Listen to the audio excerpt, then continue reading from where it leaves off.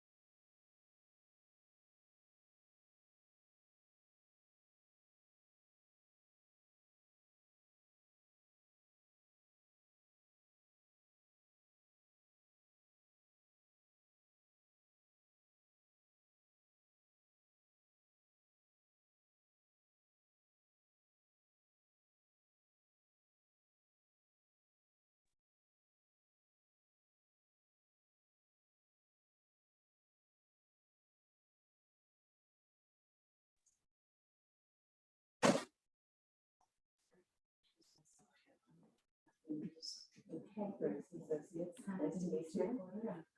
Oh, yes, thank you for helping me get some of the meetings. Absolutely. I hurt my Okay. right hand, so I've been Oh, okay. shaking hands with Yeah, I my was leg. about to say, okay, maybe It's not kind of weird that. because I do that like that. And so- If everyone will put your name and organization in the chat box, please, that'd be great. Thanks.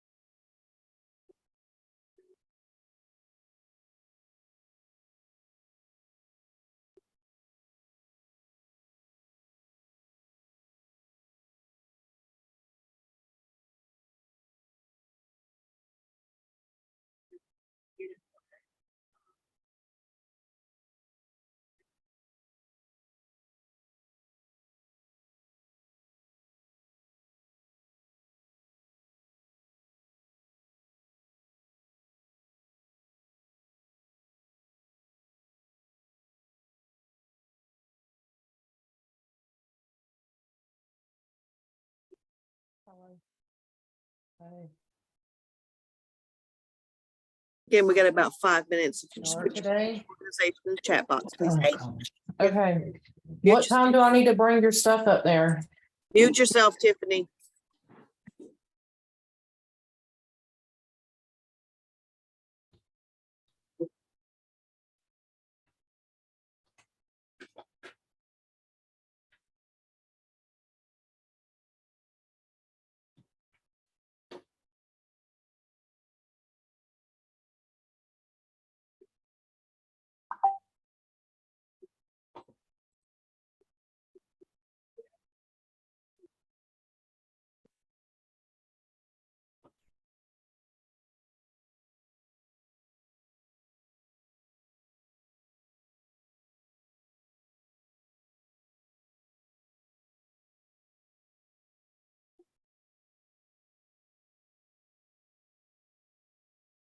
You can't find here.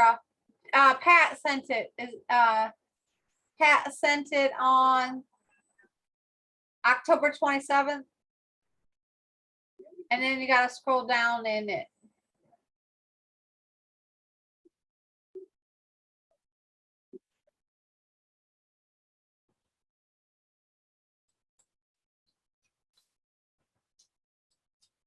Oh, here comes my reminder. I did do it.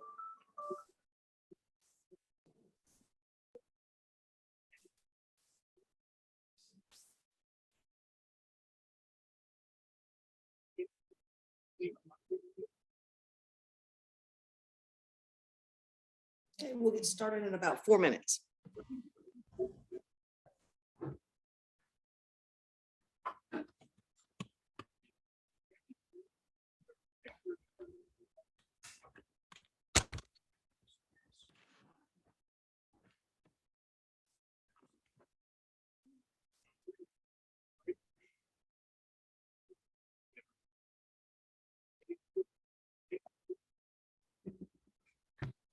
What's your name? What's your name? Today.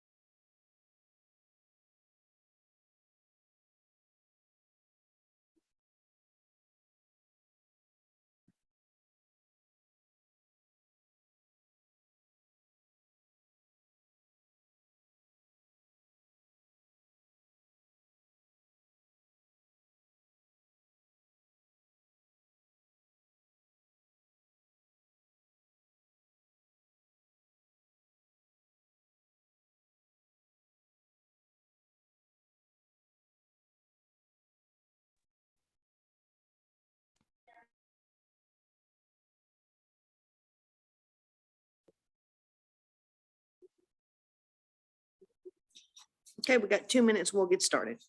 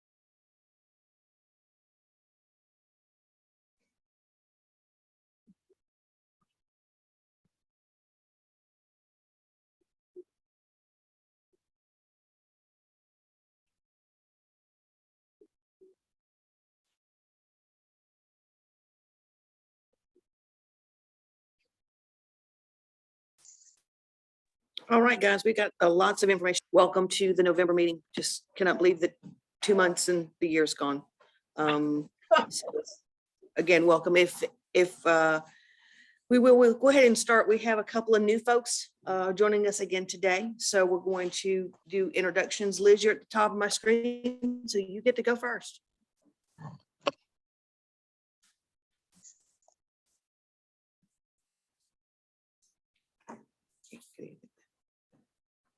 Liz? Okay, Susan, you want to go? Yeah, hi, everybody. First off, I wanted to say congratulations, Pat, on the award from the Rotary Club. What a wonderful honor and what a testament to the great work that you do in the community and have been doing in the community. So Well, thank you. Appreciate that. congratulations. Thanks. You just want me to do an introduction right now, Please, right? please. Okay. Yep, Yeah. yep. Hi, my name is Susan Gallagher. I'm the Director of Development Marketing and Community Relations at New Horizons Behavioral Health. I have been closely associated with our community support and residential programs since probably going on 2012, so quite a few years, and always have a heart for what folks in the COC are doing around housing individuals, especially those individuals that may be living with a mental illness, substance use disorder, or some other type of behavioral health crisis that has taken away their ability to thrive in our communities. So thank you. Thank you. Charles? My name is Charles Jeffries. I am with Home for Good. I wear many hats. Can anybody hear him? Nope, they can't hear you. All right, we have Charles Jeffries from Home for Good here. Next, we have Katie Byers. Katie Byers from St. Anne Community Outreach. Kudos, Pat. Oh, thanks. Denise McWhorter, also from Home for Good. Devlon. Hello, it's Hey. Devlin for Southwest Georgia Housing Opportunities. Welcome. I have someone on a Samsung SMA136U. I don't know who that might be. Probably me. Could you hear me? Yeah? Kathy Jones, Safe House Housing Case Manager. Hello, everybody. Hey, Kathy, how are you? I'm All right, blessed. Miss Tiffany Cole.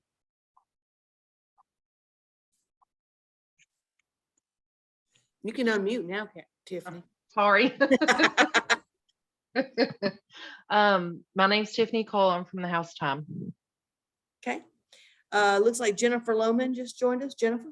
Hey, Hey, we're doing introductions. You have to introduce yourself now. okay, let me turn this up a little bit so I can hear. Okay, you were saying, what was that? You have to introduce yourself. Oh. I am Jennifer Lohman. I am with the City of Phoenix City Planning and Economic Development. Welcome, Jennifer. Okay, also here in the building that probably won't be able to hear, we have Skip Strickland from Goodwill of the Southern Rivers. We're actually going to ask Skip probably to step closer to the mic later in the app, excuse me, later in the meeting, so that we can hear about him joining Goodwill, what, 2 months ago now? Yes. 1 month Well, ago. a little wrong. Okay. Tarika, Kathy, Charles from Home for Good are also here. Corporal Rome from the Columbus Police Department is here and very interested to hear what you have to say, Susan, about the responders to those with the mental health crisis. So I'm going to go to stop sharing real quick and pull up your presentation and let you take it away to tell us about the co-responder program. And we can go. Okay, Mr. Balknight has joined us as well. Looks like some folks from Open Door have joined us. So while I'm pulling up that, Mr. Balknight, if you, it looks like you're still connecting. Valerie, it looks like you're here from Open Door. You want to introduce yourself, please? Pat, do you want me to share my screen or are you going to share the No, PowerPoint? I'm gonna share the screen in just a minute. I was trying to get Oh, Valerie okay. to introduce herself, but I don't Okay, know if I she wasn't can. sure. Hey, Terry. Hey, how you all doing? Hey, Andrea. Tell you what, Hey, looks like Pat. Susan's just having her a little party over there. So here we go. We're going to.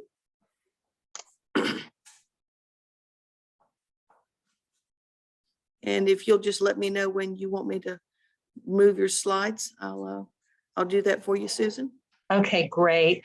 As I said earlier in the introductions, my name is Susan Gallagher and I'm the Director of Development, Marketing and Community Relations with New Horizons. And I wanted to share with you all a new program that we have in conjunction with the Columbus Police Department. It's the Co-Responder Program, and it's designed to improve the local response or the local public safety response to a behavioral health crisis. You can go to the next slide, please.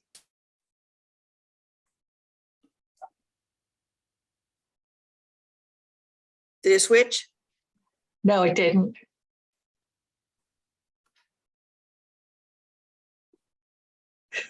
I'm on slide 3 here.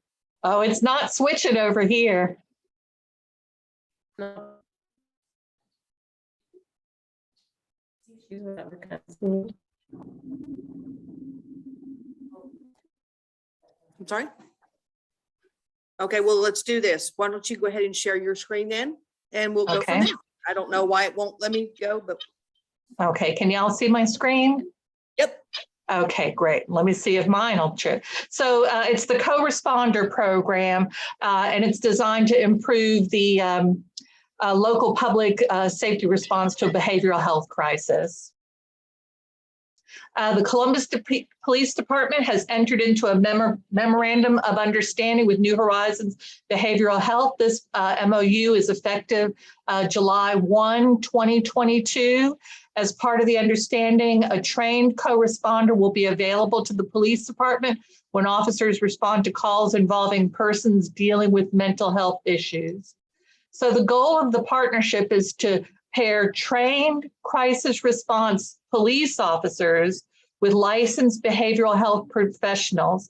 And we hope to reduce the amount of police time spent on behavioral health related calls, reduce the use of jails to hold individuals in a behavioral health crisis, lower the rates of involuntary detention, increase access to behavioral health services, and decrease repeat calls to 911. This all came about through House Bill 1013. House Bill 1013 made the co-responder program possible. House Bill 1013 is known as the Georgia Mental Health Parity Act, and it provides structure and funding for workforce and system development around the behavioral health care system in the state of Georgia. It's applied opportunities for assisted outpatient treatment, which is involuntary commitment, but the individual is committed to outpatient care, not committed to a hospital.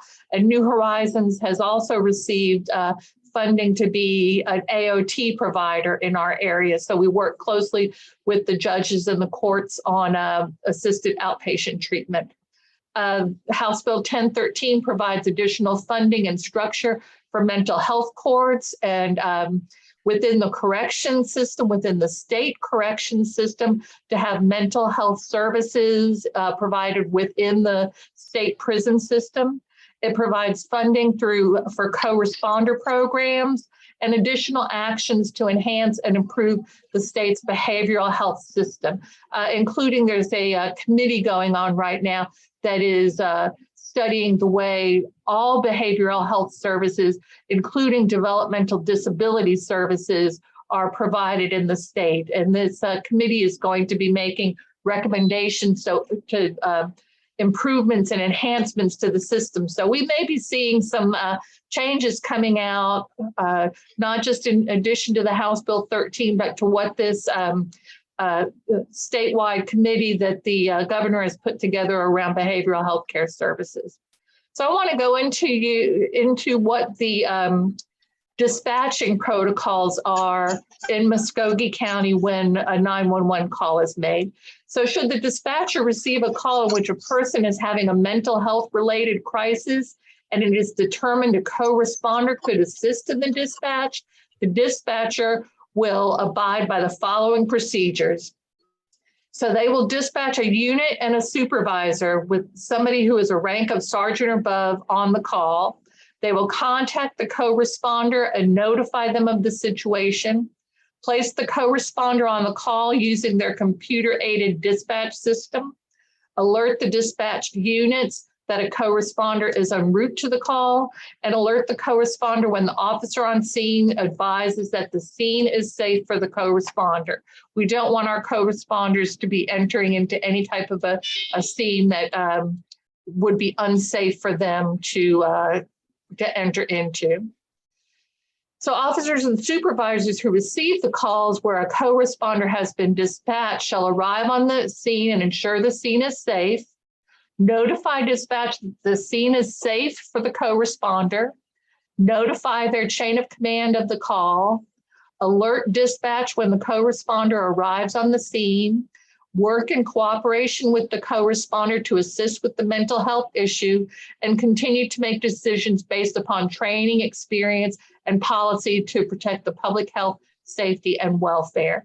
The officers that are dispatched are usually trained in crisis intervention and are well versed in how to de-escalate a situation. For example, they're not going to come onto the scene with their lights and sirens flashing. They usually gently arrive on the scene and work to make sure that the situation is not escalated for the individual that may be experiencing a mental health crisis. Should an officer respond to a call where they believe a person is dealing with mental health issues, the officer shall notify a supervisor. Now, this is the officer responding to a call where the individual who called 911 did not say that they thought it was a mental health crisis. The officer has responded to a 911 call, and when they get there, they determine or they believe that the person is dealing with a mental health issue. So in that case, the officer should notify a supervisor. The supervisor, who is a rank of sergeant or above, shall respond to the scene and determine, based on the circumstances of the call, if the assistance of the co-responder would aid in the disposition of the call. If the supervisor does determine the need for the assistance of the co-responder, the supervisor and officer shall abide by the following procedures. They're going to contact dispatch, who then contacts the co-responder.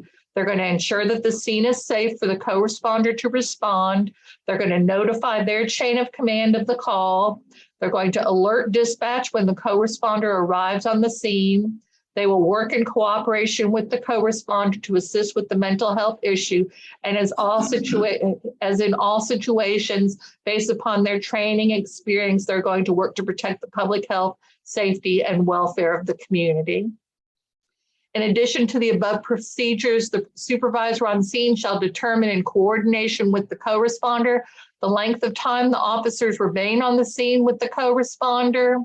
And should the supervisor determine that the police officers can return to service prior to the co-responder concluding their service, the supervisor shall alert dispatch that the co-responder has remained on the scene and that the police units that have responded are returning back to their services. So the police may not necessarily remain on the scene once the co-responder arrives and maybe gets the situation under control. The police and the co-responder may decide that the police units can return to their duties and the co-responder will continue to handle the situation. If during the course of the call and prior to the co-responder arriving, the supervisor on scene determines the co-responder is no longer needed due to circumstances such as an arrest being made, the party leaving the scene, or other circumstances, the supervisor is to notify dispatch and cancel the request for the co-responder. And then dispatch will notify the co-responder that their services have been, the request for services has been canceled. Should the co-responder not be available, and we only have one co-responder in Muskogee County, so if the co-responder is out on a call and unavailable, and the call is received to the 911 center concerning someone having a mental health crisis, the dispatchers shall send police units, a police supervisor, rank of sergeant above, and an EMS unit on the call. Should a police supervisor respond to a mental health call upon request from an officer and learn from dispatch that a co-responder is not available, the supervisor shall ensure that an EMS is or has been dispatched and ensure standard procedures regarding mental health calls are followed. Should the co-responder, while on the scene of a call, initiate the involuntary commitment of a person experiencing a mental health crisis, the following are the guidelines for transporting the individual. An officer on scene with supervisor approval may transport to a local hospital facility if time is of the essence. Upon arrival at the hospital facility, the officer can return to service. A family member may transport the person if the person has submitted to voluntary commitment, or the co-responder may contact the Georgia Crisis and Access Line for assistance with transport. So you see there are some protocols in place. One of the main things, though, is if you're calling 911 and you believe that it is a mental health crisis, when you make that call to 911, let the dispatcher know that you believe it is a mental health or a substance use a crisis that the individual is experiencing, so that they can contact the co-responder initially with the call. So the co-responder at New Horizons Behavioral Health is Martia Wells. She is a licensed clinical social worker. So she's able to do the involuntary commitments, the 1013s, as well as provide behavioral health services on the scene. That's her email address, mwells@nhbh.org. And just wanted to let the community know, because a lot of times you may have individuals in your services that might experience mental health or substance use crisis, and you need to call 911. It's a good thing to know that the co-responder program is available. I also want to let you know that the GCAL, the Georgia Crisis and Access Line, has also started the 988 number. So if you suspect it's a mental health crisis and it's not a 911 type emergency, you can call 988 to get the Georgia Crisis and Access Line involved.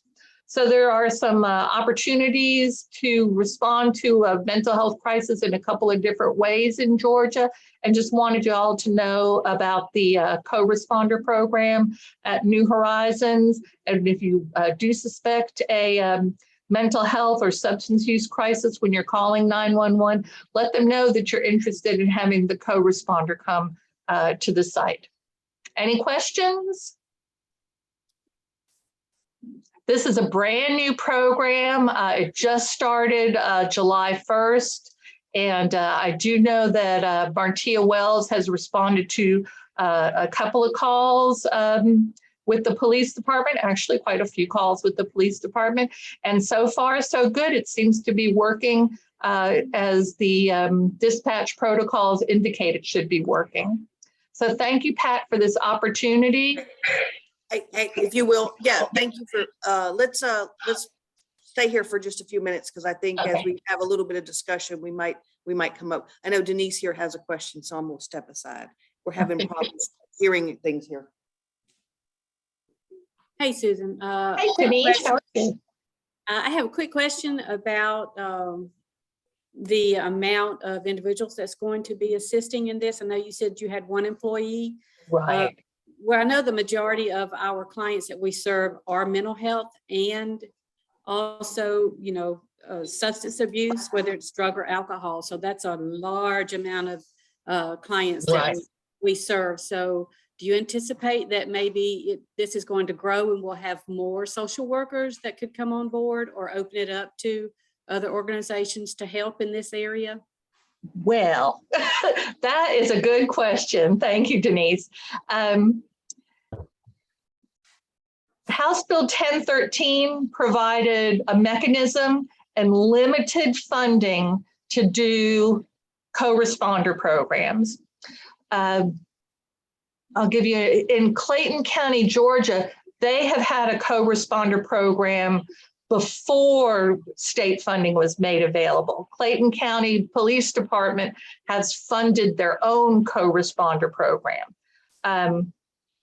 The funding that we received, that New Horizons received from DBHDD, was only $89,000 for the contract year.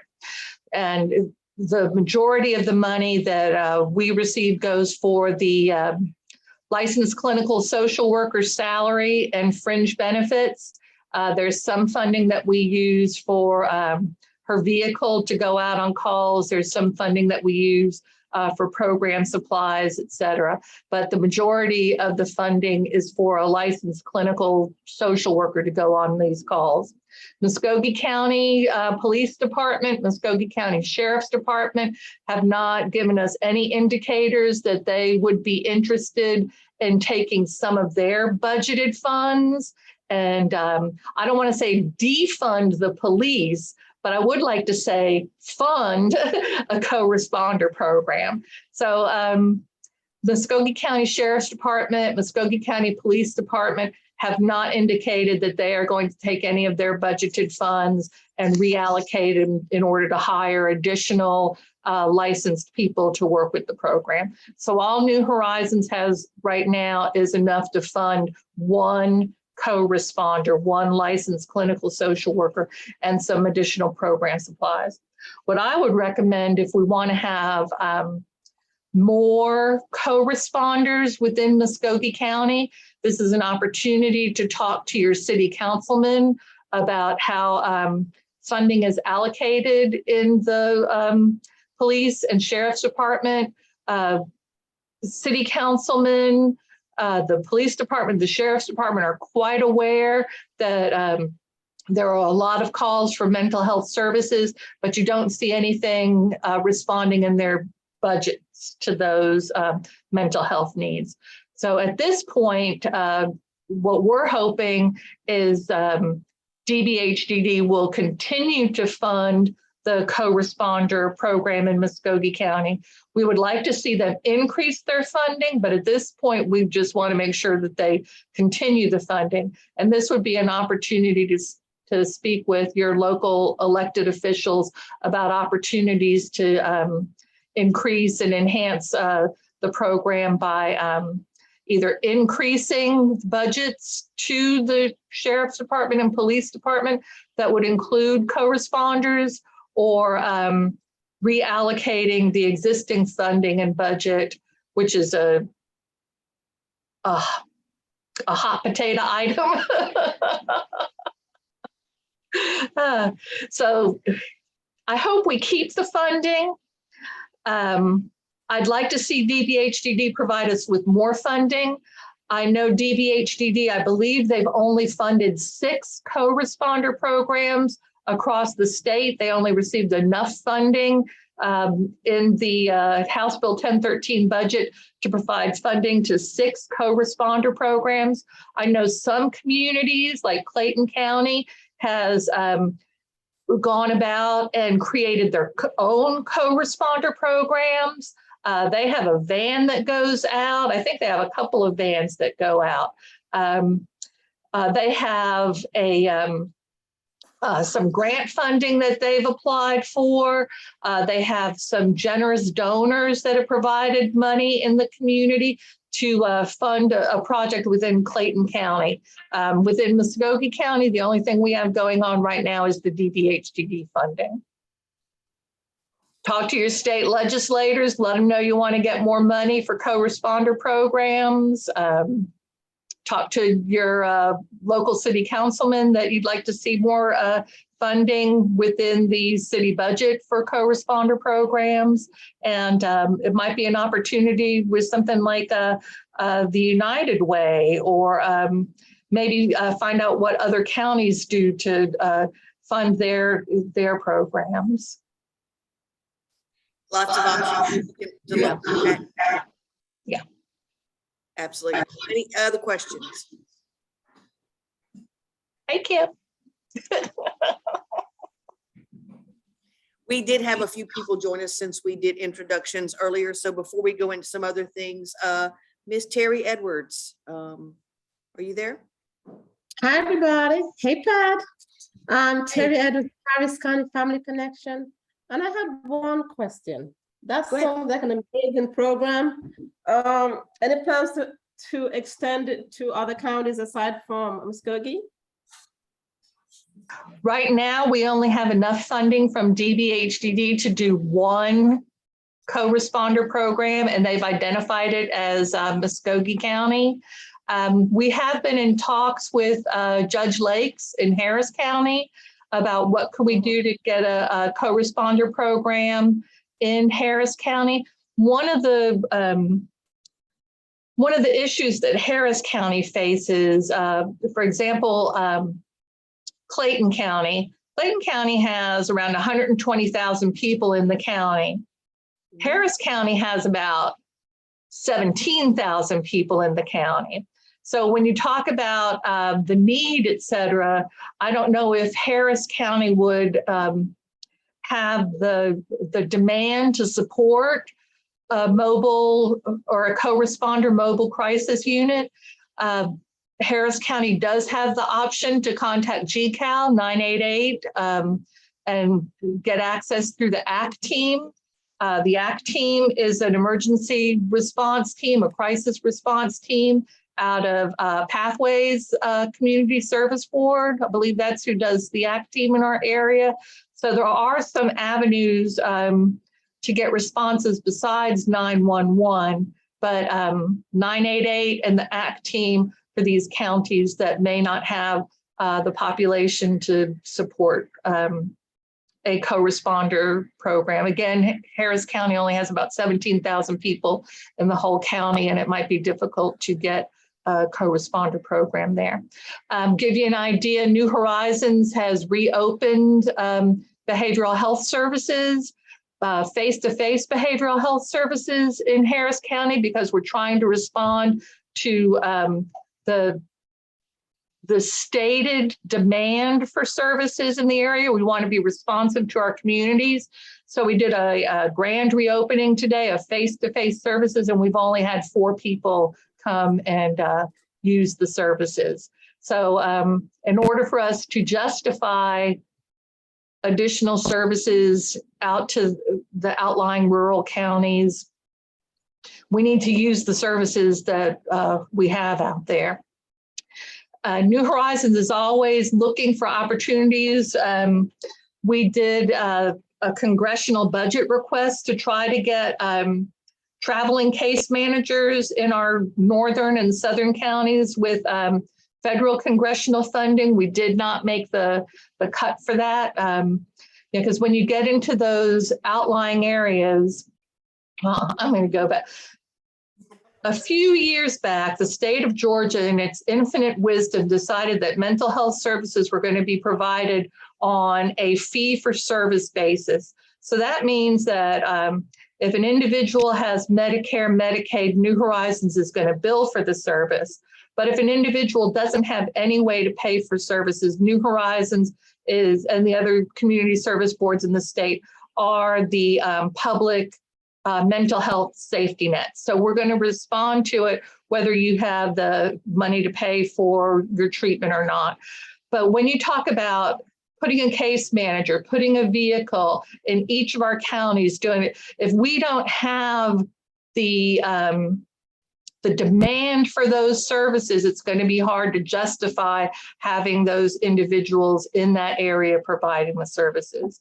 We have like I said, we reopened our services in Harris County. We're only doing it 1 day a month, and we had 4 people show up. We're reopening our services face-to-face in Talbot County on the 2nd Tuesday of each month, and we hope we have a better turnout for that.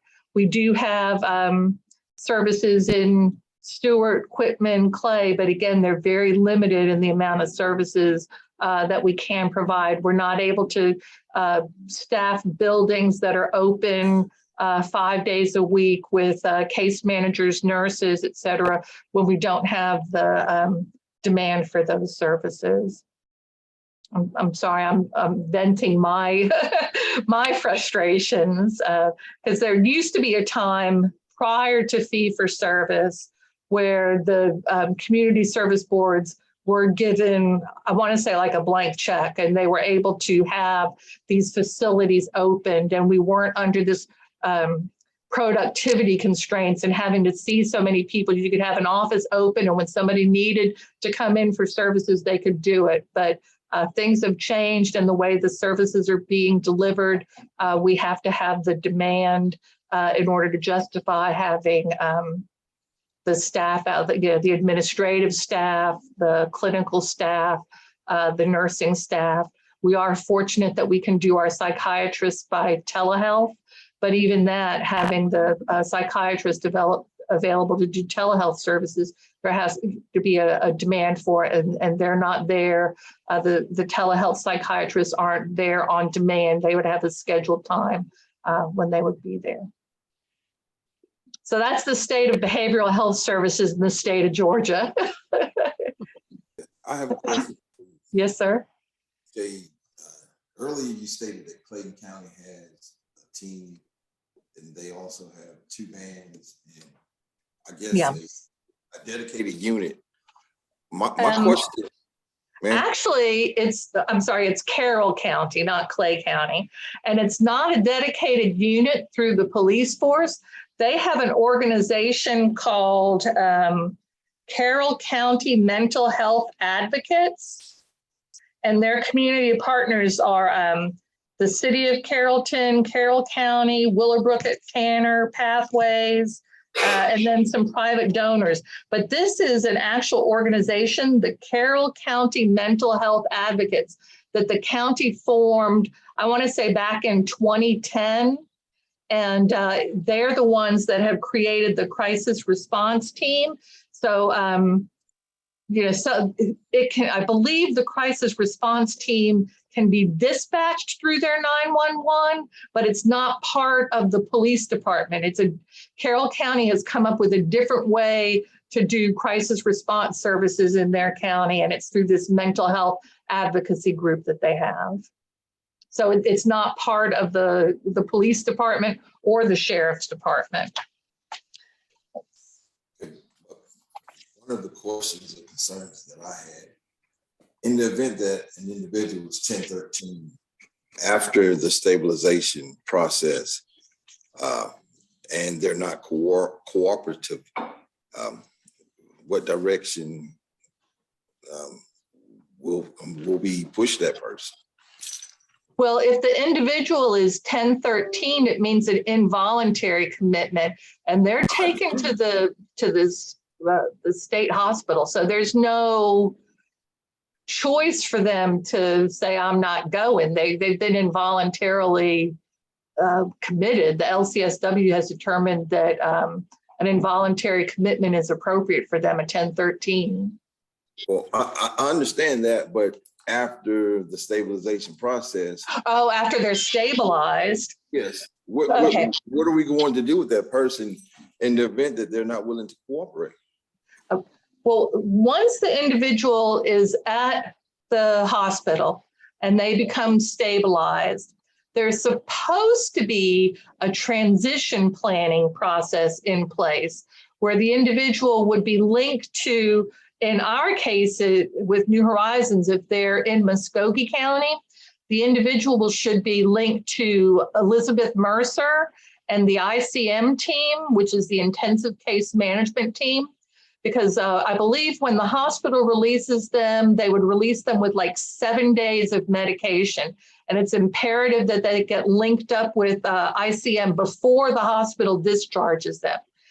So they can link with our intensive case management. But remember, the individual has the choice to, once they're released, they have the choice to not go into services if they don't want to. So until that individual realizes that they need to be in treatment, they need to be on they may be part of a continuous cycle of in the hospital, released with 7 days of medication, back on the street, mental health crisis, police called, in the hospital, back on the streets once they're stabilized. So it's up to the individual to realize that they do need long-term supports, long-term treatment. And I've seen individuals where I've been at New Horizons about 20 years now, and I've seen there was one fellow that was on that that cycle of hospitalization, group home, on his own, on the streets, police involved, back in the hospital. It took him 5 years for him to finally get stabilized where he needed to be in services long-term and to do well. He was on that cycle of in and out of the hospital for 5 years. There's some people that are on that cycle even longer. It takes them longer to come to the realization that they do need treatment. But mental health treatment, substance use treatment is like any type of other personal choice for treatment. You could have diabetes and need to take medication, need to exercise, need to watch what you eat. And you decide not to do it, and you're always in a diabetic crisis, or you're next thing you know, you have no circulation and your toes have to be amputated because it's your choice to receive treatment or not. And that's the same way it is with mental health and substance use treatment. An individual has the right to determine their individual goals and what level of treatment they're going to receive. And thank you, Susan, but I think this is part of a bigger conversation that we're finally getting into. And I see Keisha Cawthorn from DBHDD is here Yes. and put a couple of things in here. So Keisha, if you wanted to comment about maybe, because I know you and some of your colleagues work on hospital transition from the state hospitals. If you can talk about what that might look like and how we make sure that we have made those connections with those community providers and you guys and how we can improve upon that.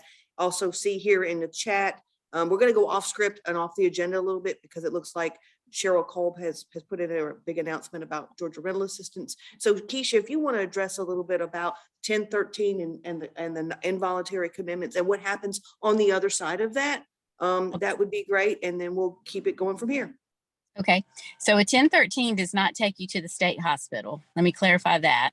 That just takes you to an emergency receiving facility with psychiatric services. So it could be the Bradley Center, for example, in Columbus, could be a BHCC in a different, okay. So from the 1021, that gives the providers a period of time to assess the person and see if in fact they can stabilize and release, or if they need to keep them for further stabilization. And it moves from a 1013, I think, to a 1021, if that's the case.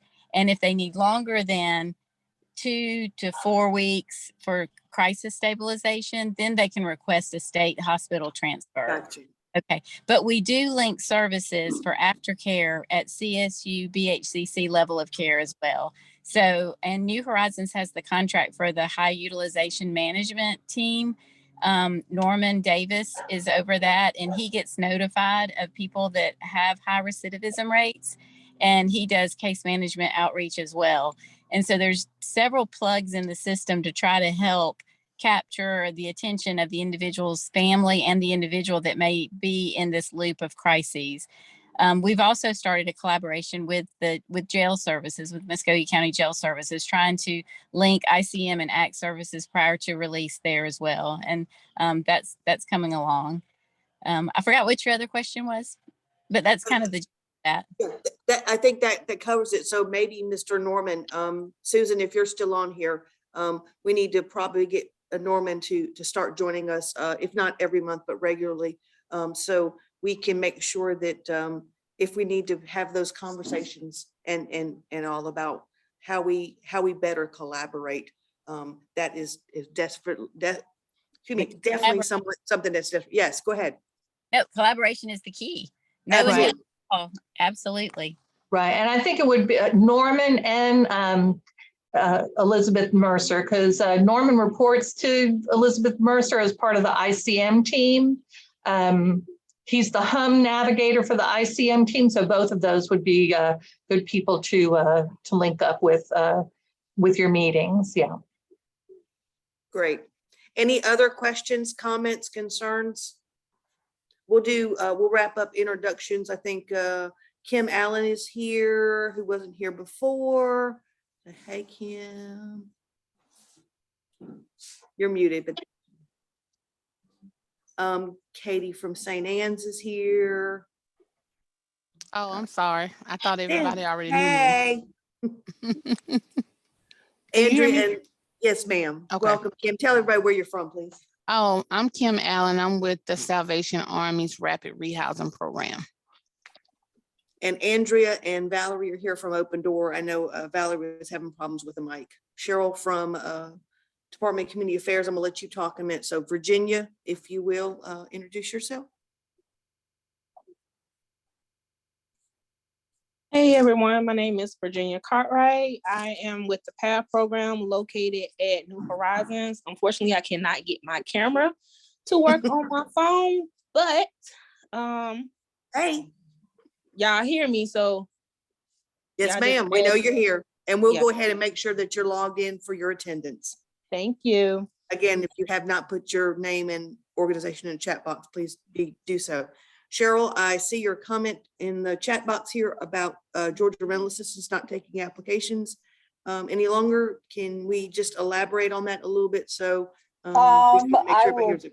I will do my best. And my camera's not on because I'm under the weather. So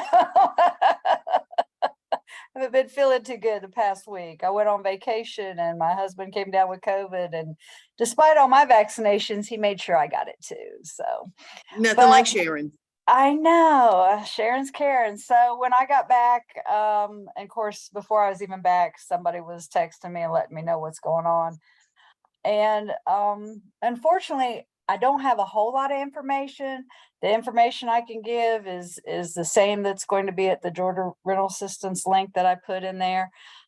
They did close the portal. The problem is people are still going in, of course, applying, because you can say the portal's closed, but until you actually program that in, people still continue to apply. So anybody who e-signed, that means they went to they got all their documents uploaded and they went through the checklist before 11:59 on 10/27, will be processed in the order that they went in. So they are not.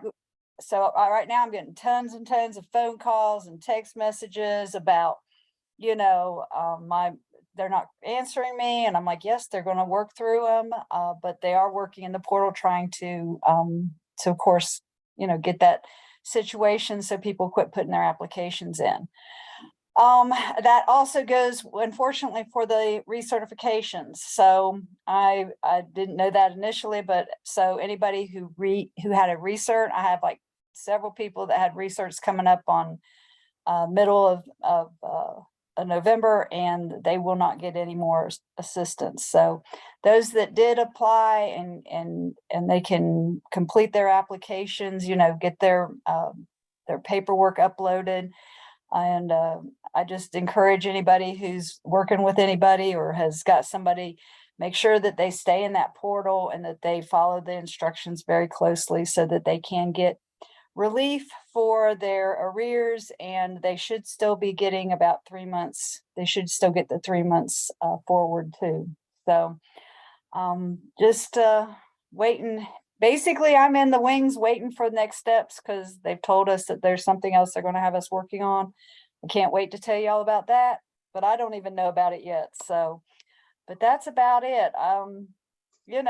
Department of Community Affairs, sometimes state organizations, we always have so much trouble with communications. And I know that we had people out in several different conferences saying that, there's so much money left and so on. And then they were doing that last week before they shut the portal down on the 28th. So,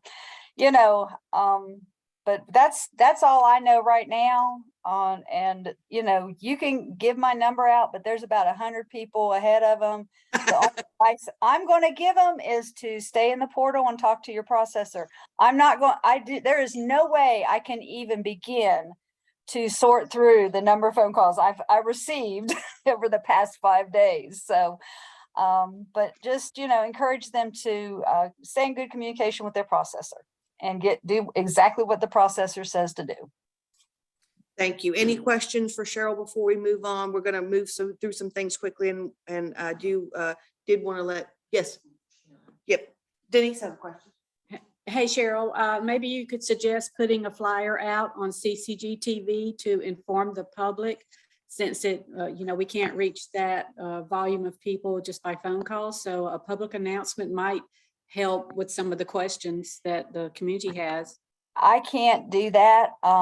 We have media people that are supposed to be handling that. So, they were doing advertisements, all the way up to, I know they pulled the advertisements. I do hope that they go on and update everybody. They're just kind of putting it on us right now.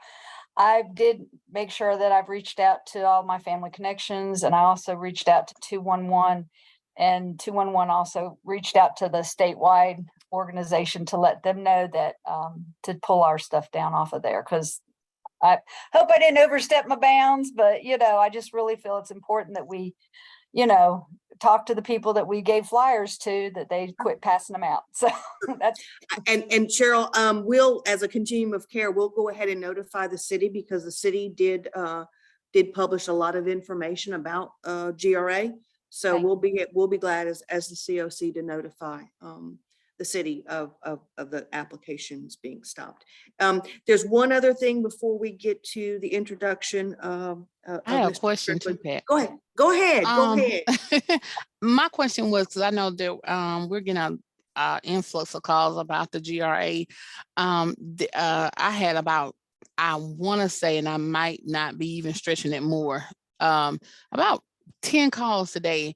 They were saying that they were being directed here because they were saying that they were told that we were the portal for the Georgia rental assistance.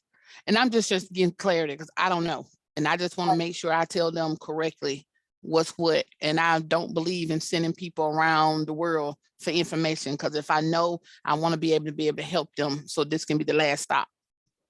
I guarantee you, I haven't even called anybody back yet. So I talked to Janice up in with Enrichment Services up in Hamilton. She had given me a call earlier today. That's the only person I've talked to in the past 2 days, outside of sending emails to individuals and organizations that we have flyers with. DPH, I sent them an email letting them know that to pull their flyers and stuff. But yeah, I have no idea. Of course, it's like when people call me from Savannah and all over Georgia, I have no idea how they get my phone number. So, but okay. And Kim, I was about to say sort of similar.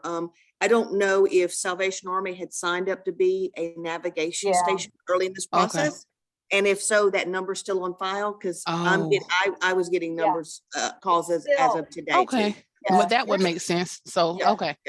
So what we all might want to do then is if someone's calling now to inquire about it, direct them to 211 so that they can get a list of all the prevention opportunities there are available.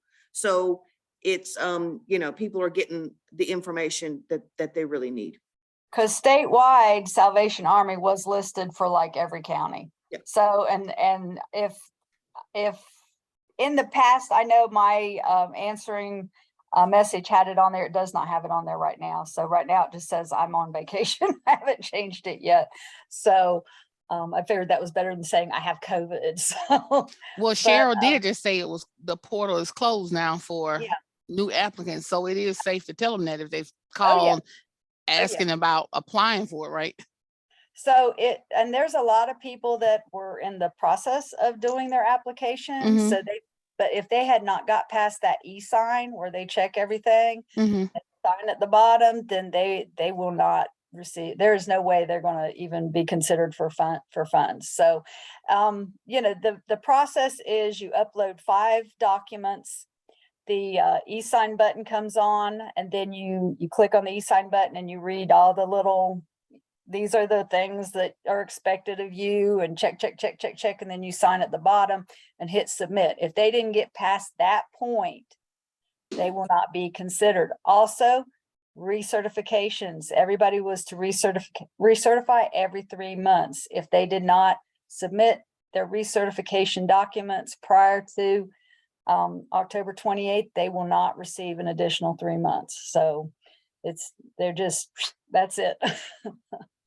Okay. There's going to be lots going on. Any other questions? We're going to all have to keep our ears to the ground and make sure that we're directing people to prevention services. And the best way is to go through 211, and that way they can direct them to all of the services. That way we're not limiting the access for the client seeking assistance.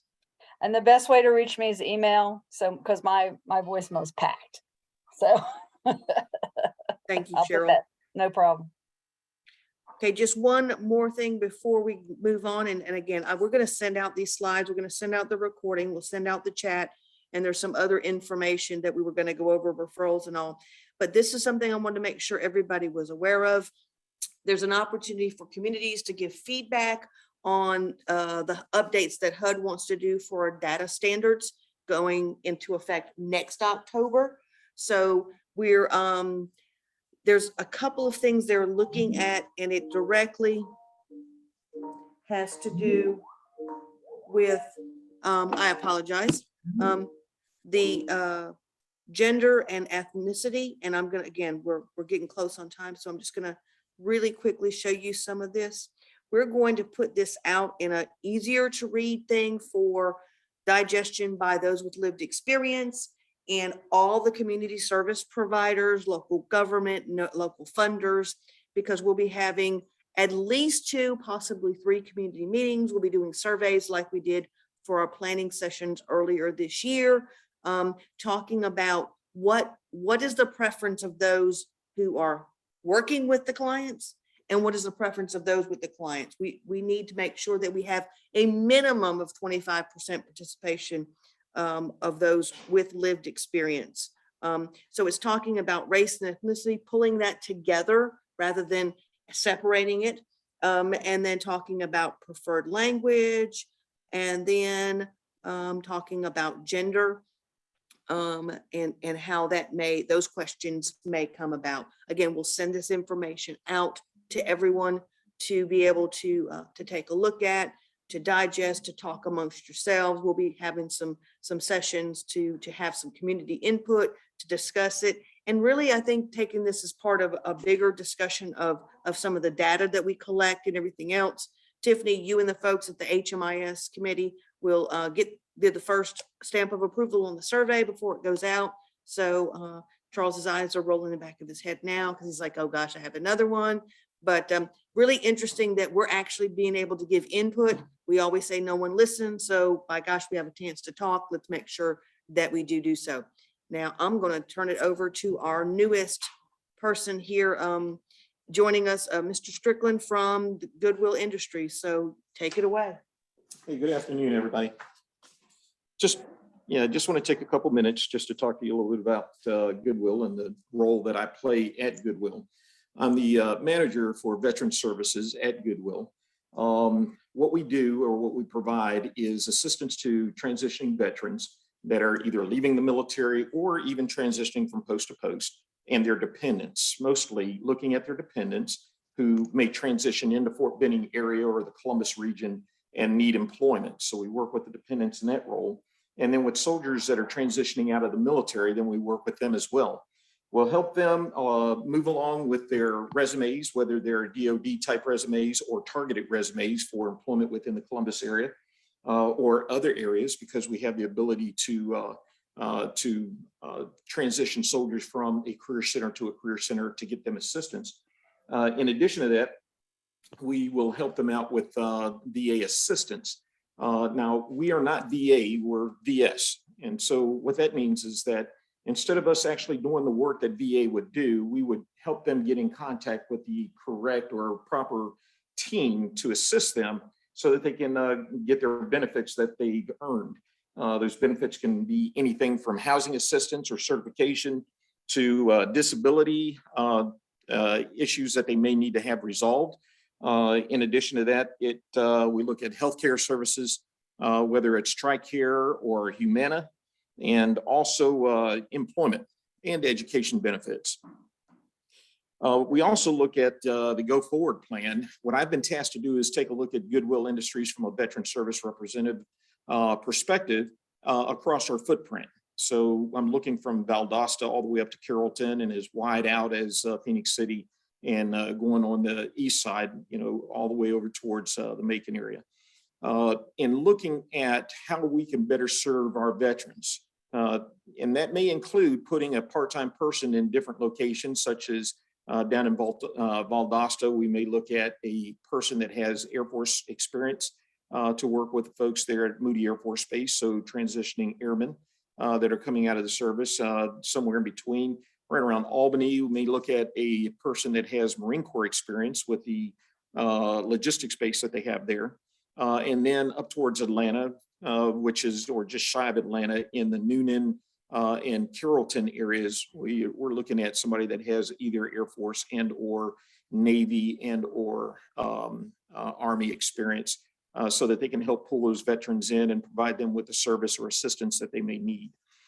Just to give you a little bit of my personal background, I spent 21 years in the military, 10 years enlisted, 10 commissioned. I retired, started working for Compaq Computer Corporation, which eventually transitioned over to Hewlett Packard. And then I got called back to active duty for an additional year, where I deployed to Afghanistan with 3rd and 7th Special Forces as part of the Combined Joint Special Operations Task Force. So my background really is in the special operations community.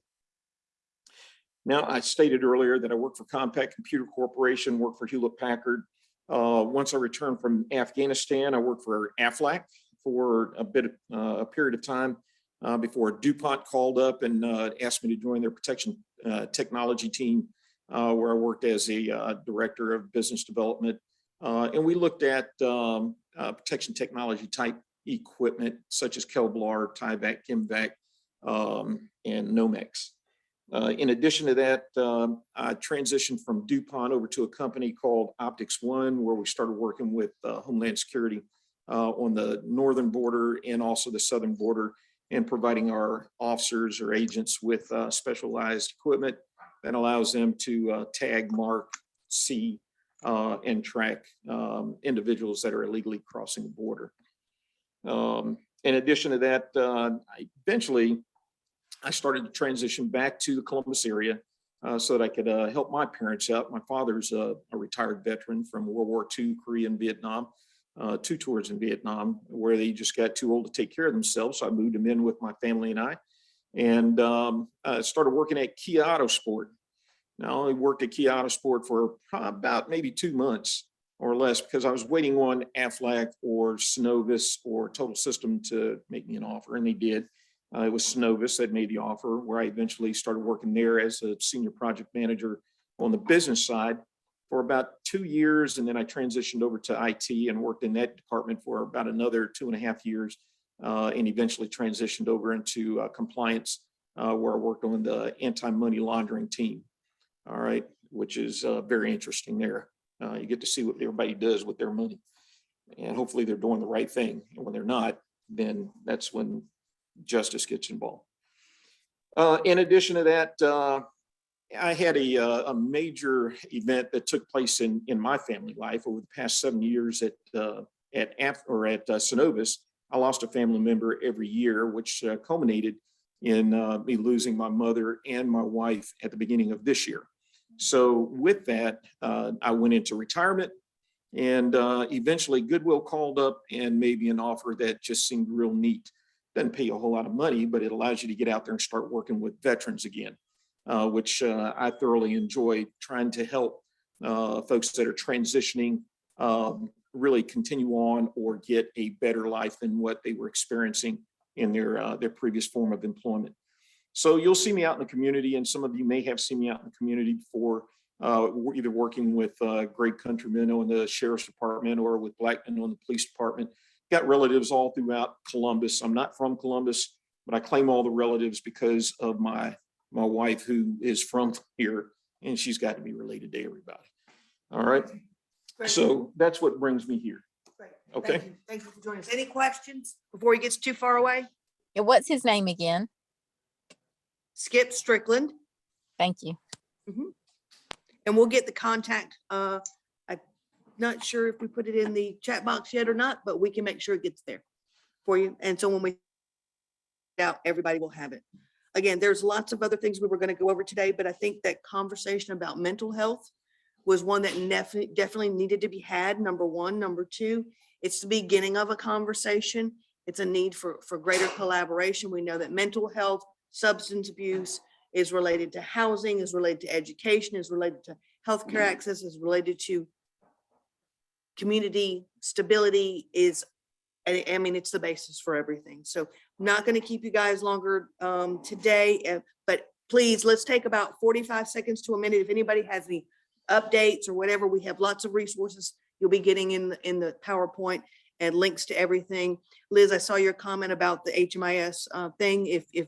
I agree that it's pretty simple, but we can go ahead and get it out here pretty quickly. We just do need to get the survey put together. Anybody have any big updates, announcements, anything? I mean, it's been a lot today.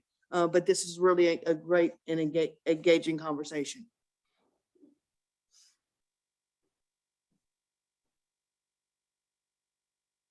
All right, we'll give it about 30 seconds. If there's nothing else, we'll move right along. Check and, your email when you get out, when you get off this call, please. Yes, Pat. ma'am.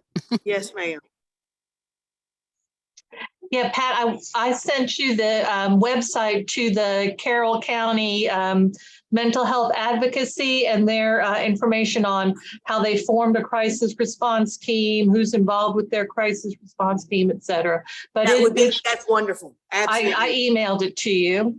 Well, I think we're gonna probably after maybe next month, that may be a little too optimistic, but maybe we can get them to come and talk about what they do. Oh, And they would I'm love all to. about, They would I'm love all to. about stealing someone else's idea. Yes, go ahead, Tarika. I've got it.